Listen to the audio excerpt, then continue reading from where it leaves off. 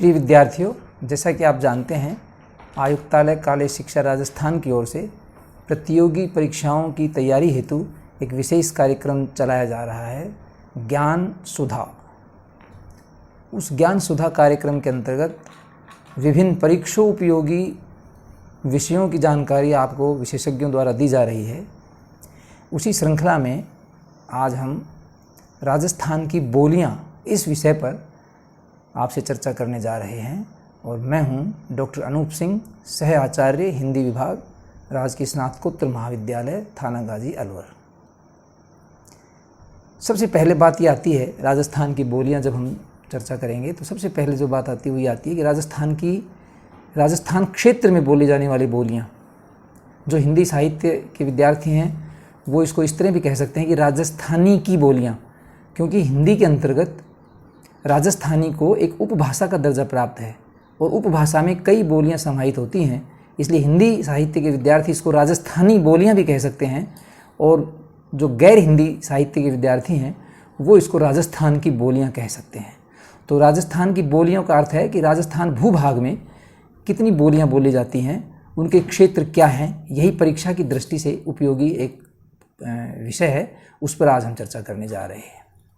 तो देखिए कौन कौन सी बोलियां हमारे राजस्थान में बोली जाती हैं, आइए देखें। जॉर्ज ग्रियर्सन ने राजस्थान की बोलियों को 5 भागों में बांटा है। सबसे पहले उन्होंने लिया पश्चिमी राजस्थानी को, जो राजस्थान की प्रतिनिधि बोली कहलाती है, और इसका नाम उन्होंने दिया मारवाड़ी। इस मारवाड़ी में अन्य उसकी उपबोलियां भी शामिल हैं। दूसरा जो पूर्वी राजस्थान है उसके उन्होंने 3 भाग किए। पहला किया उत्तरी पूर्वी राजस्थान, जिसमें अलवर और भरतपुर शामिल है, जिसको उन्होंने मेवाती कहा। मेवाती के साथ उनकी अन्य उपबोलियां भी शामिल हैं।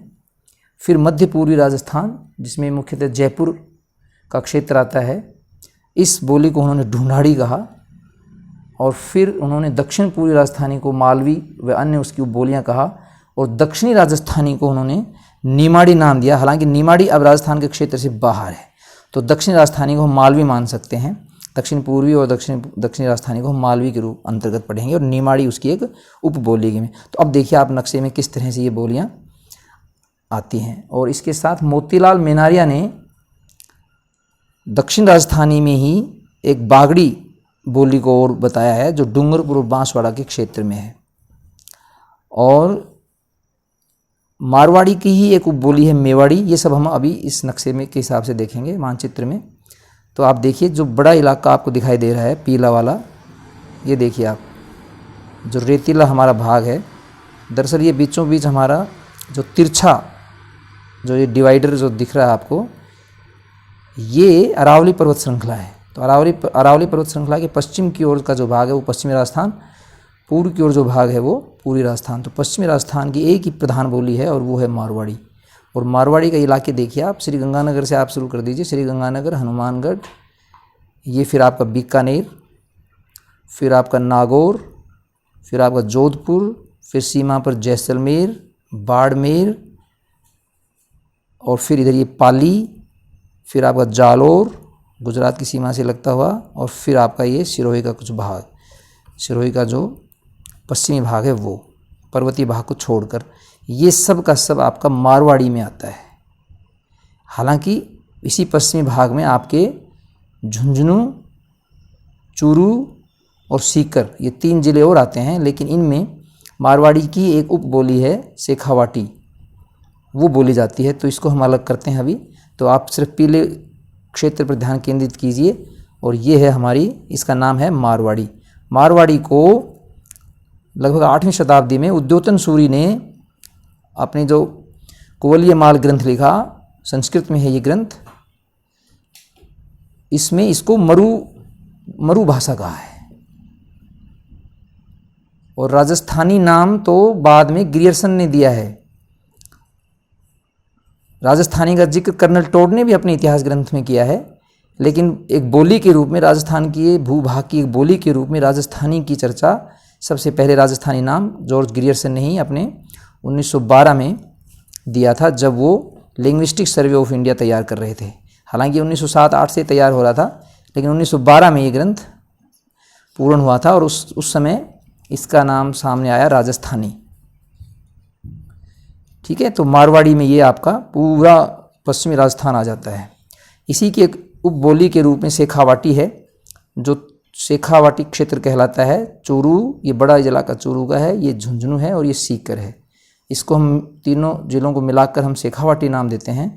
शेखा राजपूत की शाखा थी जो यहाँ राज्य करती थी इस इलाके में, इसीलिए इसका नाम शेखावाटी क्षेत्र पड़ा और इसीलिए इसकी बोली का नाम भी शेखावाटी है। और शेखावाटी का देखिए ये इलाका जो है आपका तीनों जिले, ये है आपका, ये जो है ये इलाका आपका शेखावाटी का है। ठीक है, इसके बाद आप आइए मारवाड़ी की एक उपबोली के रूप में आप देखिए मेवाड़ी है, मेवाड़ी। और ये मेवाड़ का जो इलाका है वो एक बड़ा इलाका है, जैसे मारवाड़ी का इलाका है ऐसे मेवाड़ी, लेकिन है ये इसकी उपबोली। मेवाड़ी उस तरह से प्रमुख नहीं हुई जिस तरह से मारवाड़ी हुई थी। और मारवाड़ी में तो आपको पता होगा कि कितने बहुत सारे ग्रंथ लिखे गए थे। उसकी एक विशेष शैली बड़ी लोकप्रिय हुई थी हिंदी साहित्य के आदिकाल में, डिंगल शैली, जिसका आपने नाम सुना होगा। और कितने ही ग्रंथ आपके उसमें लिखे गए थे। आपके मीरा की पदावली भी उसी में है। और बेली कृष्ण रुक्मणी पृथ्वी सिंह राठौड़ जो बीकानेर के थे उन्होंने लिखा। रुक्मणी हरण साया झोला जी ने लिखी। ढोला मारूरा दूहा जो यहाँ की बिल्कुल लौकिक प्रेम कथा है। राजरूपक अचलदास खींचीरी वचनिका जो शिवदास गार्डन ने लिखी थी। धवल पचीसी मूमल जो यहाँ की लोकप्रिय कथा है। राव जैतसिरो छंद बीठा सूजा जी ने लिखा। सगत रासो वचनिका राठौड़ रतन सिंह जीरी जो महेश दासोत ने लिखी। तो इस तरह के ये जो ग्रंथ हैं ये सारे के सारे आपके मारवाड़ी में आते हैं। शेखावाटी में इस तरह का कोई ग्रंथ नहीं मिलते, इसीलिए मारवाड़ी को ही राजस्थान की प्रधान बोली मानते हैं, क्योंकि ये किसी समय भाषा के रूप में भी इसको दर्जा प्राप्त था। राजस्थान की भाषा के रूप में इसी को ही मान्यता प्राप्त थी। और इसमें ये ग्रंथ जो मैंने बताया ये लिखे गए हैं। और ये मुख्यतः डिंगल शैली इसको कहा जाता है। डिंगल शैली के बारे में थोड़ी चर्चा करना जरूरी है यहाँ पर कि डिंगल क्या है। डिंगल देखिए दो रूप प्रचलित हैं राजस्थान में, एक पिंगल और एक डिंगल। तो जो वीरोचित रचनाएं हैं जो खासकर चारणों द्वारा लिखी गई, इसको हम चारण साहित्य भी कह सकते हैं। चारणों द्वारा एक विशेष शैली में जो कुछ लिखा गया वो चारणी साहित्य कहलाया। और वो उसकी जो शैली थी वो डिंगल शैली थी। दरअसल ये साहित्य राजाओं और उनकी सेना को, जो यहाँ के राजपूत राजा थे, उनमें युद्ध के लिए उत्साहवर्धन करने हेतु, उनमें वीरोचित जोश पैदा करने के लिए ये उनके साथ साथ चलते थे। कई चारण तो युद्ध प्रिय थे, युद्ध लड़ते भी थे, अन्यथा ये काम तो करते ही थे कि सेना में और राजपूत राजा में जोश भरते थे। और उस जोश भरने के साथ साथ जो काव्य रचते थे या बोलते थे वो शैली कहलाती थी डिंगल शैली। तो डिंगल शैली के विद्वानों ने कई अर्थ लगाए हैं।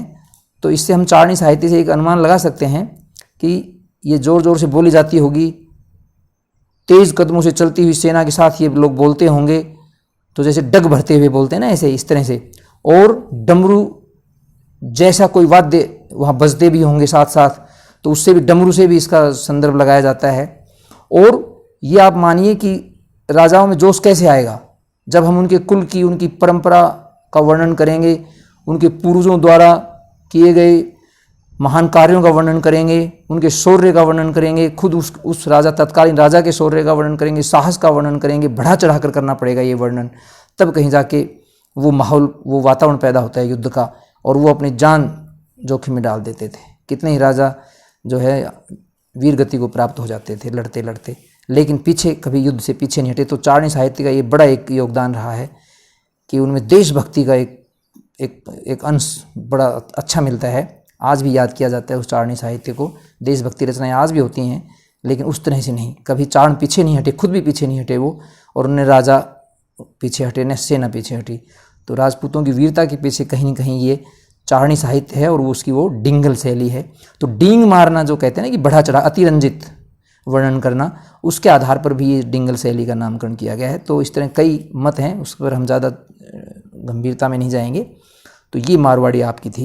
इसके साथ ही शेखावाटी में आपको ऐसा कोई साहित्य नहीं मिलेगा, केवल बोली के रूप में ही है। ये बोलियाँ आपको पता ही है कि कंठ में उत्पन्न होती हैं, वो लोक गीतों में, लोक नाट्य में, लोक संगीत में प्रकट होती हैं। तो शेखावाटी के जो लोक नृत्य हैं उनमें शेखावाटी आपको देखने को मिलेगी। शेखावाटी बोली, आप कभी भी शेखावाटी जाएंगे तो ज़रूर आपको उससे आपका साक्षात्कार होगा। शेखावाटी में आपके देखिए गिंधड़ नृत्य है, वो देखिए आप उसका। शेखावाटी ख्याल हैं वो सुनिए आप, जब आपको शेखावाटी बोली का एक अच्छा अनुमान हो जाएगा। फिर इसके बाद आता है मारवाड़ी की एक उपबोली मानते हैं मेवाड़ को। तो मारवाड़ के बाद एक बड़ा जो भूभाग है वो मेवाड़ का है। भाषा के रूप में ये इतना नहीं हो पाया, लेकिन महाराणा कुंभा ने जरूर अपने कुछ ग्रंथों की रचना मेवाड़ी में की है। मेवाड़ का इलाका दरअसल उदयपुर, आप देखिए ये जो नीले रंग से है, बैंगनी रंग से ही देखिए, उदयपुर है आपका, राजसमंद है, भीलवाड़ा है और चित्तौड़ है, और प्रतापगढ़, क्योंकि चित्तौड़ का हिस्सा था तो प्रतापगढ़ का भी कुछ हिस्सा इसमें शामिल है। तो उदयपुर, राजसमंद, भीलवाड़ा और चित्तौड़ ये आपका मेवाड़ कहलाता है पूरा। और मेवाड़ का इलाका दरअसल राजस्थान के एकीकरण से पहले मध्य प्रदेश तक था। मध्य प्रदेश में यहाँ जो नीमच का इलाका है यहाँ तक था ये। तो ये दरअसल हम इसको यहाँ भी दर्शा सकते हैं मेवाड़ी को, लेकिन अब क्योंकि मध्य प्रदेश में गया इसलिए हमने इसको यहाँ नहीं दिखाया। तो अगर राजस्थान की बात करें हम तो फिर देखिए उदयपुर, ये राजसमंद, ये भीलवाड़ा, ये चित्तौड़गढ़ और प्रतापगढ़ का भी कुछ हिस्सा, यानी खासकर उत्तरी हिस्सा जो है ये मेवाड़ में शामिल है। इसको हम मेवाड़ बोलते हैं। मेदपाट से इसका नाम पड़ा है, मेदपाट से ही मेवाड़ नाम पड़ा है। मेद कोई जाति रही होगी, हालांकि यहाँ गुहिल वंशी राज करते थे, उसके बाद सिसोदिया, गुहिलोत थे और फिर सिसोदिया थे।